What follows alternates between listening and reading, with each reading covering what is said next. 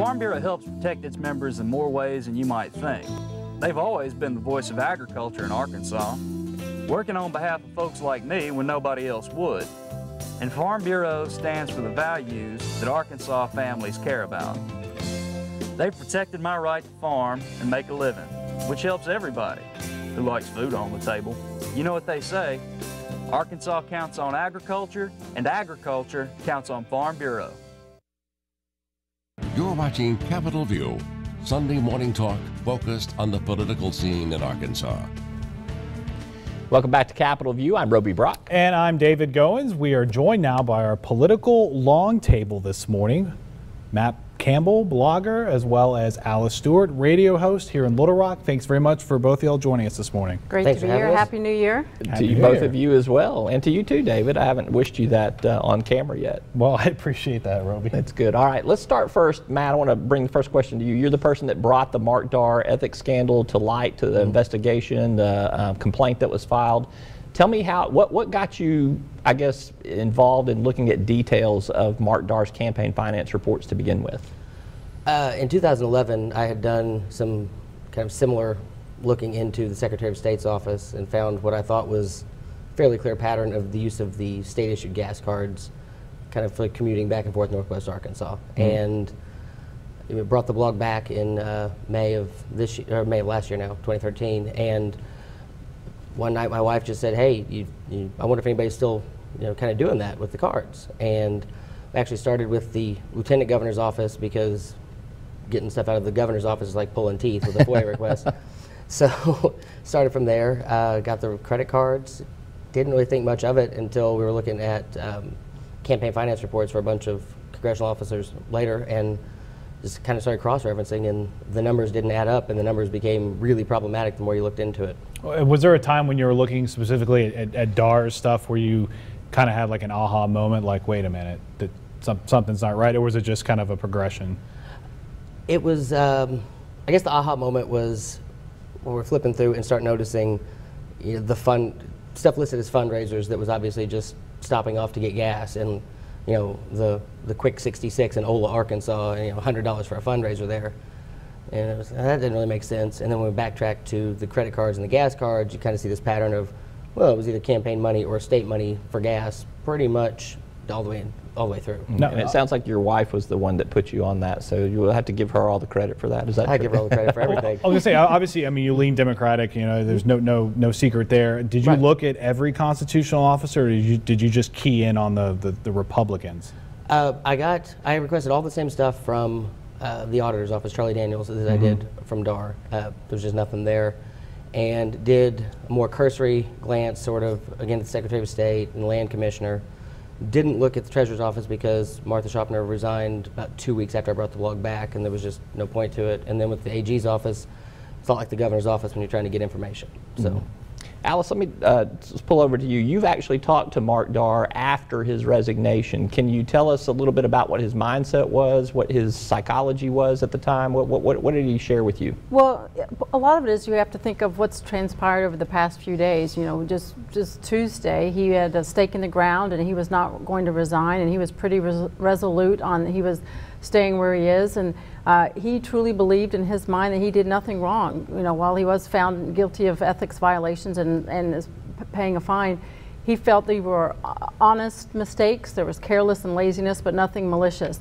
And then moving forward, as folks were calling for his resignation and possible impeachment, he gave it a lot of thought about what impact this has on his family and politics in the state. And politics, as he says, is a toxic business. And he has said since Friday night when he issued his resignation, he said it's been a roller coaster of emotions. It's been very emotional for he and his family. And at the end of the day, when he finally made the decision, he said he was relieved, which is a hard thing to say when you spend several days really being firm on your commitment to stay put for what he believed all the right reasons. But he's relieved and is ready to move forward. And this is the best in his mind, the best for his family and for the people of this state. He mentioned a lot about the motives for those who were calling for his resignation. Political was a big part of it.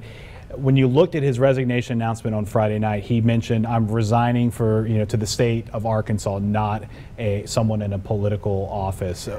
And that makes you think, and calls back to what he has said throughout the week, what he told you earlier. There are folks calling for his resignation that it's all political, and it's not about the personal reasons or what's in the best interest for that office. And he felt as the calls for resignation were political and people were out to get him politically, he felt he still had the obligation to serve the people who elected him. And so when he was saying that in his resignation, he was like, I'm issuing this to the folks of the state who voted for me and elected for me.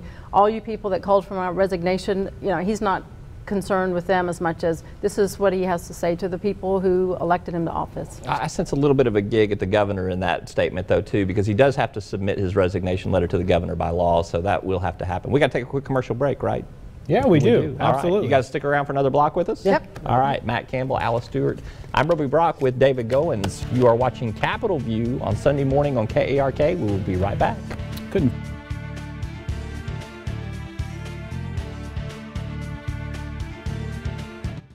Arkansas cable providers are connecting our state to the world. Through our state-of-the-art broadband networks, educators, healthcare providers, emergency responders, law enforcement personnel, and consumers have access to the information superhighway like never before, many times at greatly reduced costs. That's our commitment to making Arkansas a leader in the digital age. Arkansas cable providers are indeed connecting our state to the world, and we're just getting started. You're watching Capitol View, Sunday morning talk focused on the political scene in Arkansas. Welcome back to Capitol View. I'm Roby Brock. And I'm David Goins. We rejoin our political long table, Matt Campbell and Alice Stewart. Let's pick up with, Darr resigning on Friday night. So let's kind of go into the future of what happens, really maybe even in the next 3 weeks. February 1st, what's the benefit or maybe the thinking you think behind stepping aside essentially 3 weeks from now? Matt. There's the rumor that gives the legislature enough wiggle room to pass a law, avoid a special election. If that's not the plan, then the 3 weeks really doesn't make sense at all. I mean, Darr's already said that this is a part-time job. And when the legislature's not in session, it's about the least important job in the Capitol. So there's got to be a bigger plan, or else it's just hanging out for another paycheck. Yeah, we've heard all week this idea that if he does resign, Alice, that we're going to have a special election because we're outside of that 150-day time period for lieutenant governor, but maybe not. Well, and a lot of it depends on what the state law is in terms of the specific days, and clearly the lieutenant governor has been in close communication with colleagues in the House, Republicans and Democrats alike, but they've looked at the calendar and when he submits the resignation. And if you look historically at similar situations with the lieutenant governor's office and a vacancy, specifically with the death of Rockefeller, Governor Huckabee decided, hey, let's not refill the seat for various reasons, and the members of the House and Senate agreed with that. So there has been precedent to keep it vacant, or to not fill that vacancy. So in my view, I feel like we're going to try the best we can to avoid a special election, just mainly for the cost. But this is the best thing moving forward. Both parties have said it, for restoring public trust and confidence in our elected officials and government, and to move forward. We've got a special fiscal session coming up, so this is the best first step to getting back on a good foot. I got a question for both of you. I want to start with Alice and then let Matt answer second here. But what do we see in terms of the political ramifications of Darr resigning now over this ethics scandal? Does it become some sort of tool that Democrats can use against Republicans, or does it just basically kind of detente in terms of Democrats have ethical problems now, Republicans have ethical problems now? That's just an issue that's off the table. How does it get used politically? Well, it should not, because it's equal opportunity offenders here, and this is the most recent case that we're talking about. You outlined fried chicken, vodka, pie boxes, and entertainment centers on the Democratic side. So I feel like it's probably not the smartest move for Democrats to use this against the Republican Party, because they've done the same. I think the key is for all of our elected officials to realize, okay, we need to do what we can to restore public trust and confidence in our elected officials, and everyone needs to be on their best behavior, because people need to have confidence in our government, and this is another wake-up call to our elected officials. Everybody's got mud in their eye now?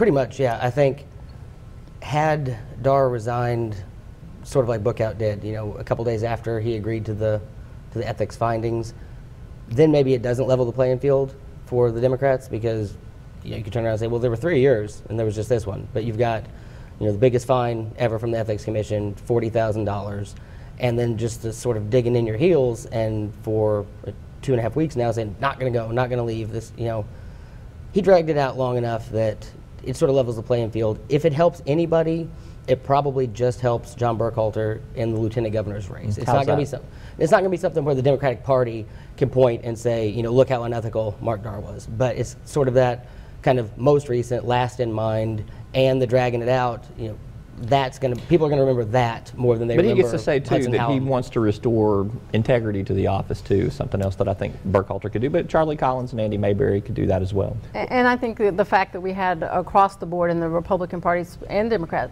Party, but calling for him to step down for the good of the party and for the good of public confidence. And so I think that more than anything shows that the Republican Party, you know, Mark, keeping in mind he did not see that he did anything wrong. He felt this was careless and lazy. He didn't feel it was malicious. But the fact remains there were ethics violations, and Republicans said you got to step down, you know, across the board. Real quickly here, probably 5 seconds each. Has this gotten to the point where voters, has this ethics issue, these problems over the last year, as pervasive as they've been, has it started to penetrate with voters where they actually notice this, do you think, going forward? They absolutely do. The lack of confidence in our elected officials on the state level all the way up to President Obama with Obamacare. In my view, there's a lack of confidence, and it needs to be restored. Matt? I wouldn't say it has anything to do with Obamacare, but I would say yes, the ethical issues of using state credit card to commute back and forth for a job that's supposed to be in Little Rock, you know, that's the kind of thing that resonates. Absolutely. All right, Matt Campbell, Alice Stewart, thank you both very much for being with us. Thank you. Thank you. Thanks. We'll be back to wrap things up very quickly after this word from our sponsors. I'm Roby Brock alongside David Goins. You're watching Capitol View on Sunday morning on KARK.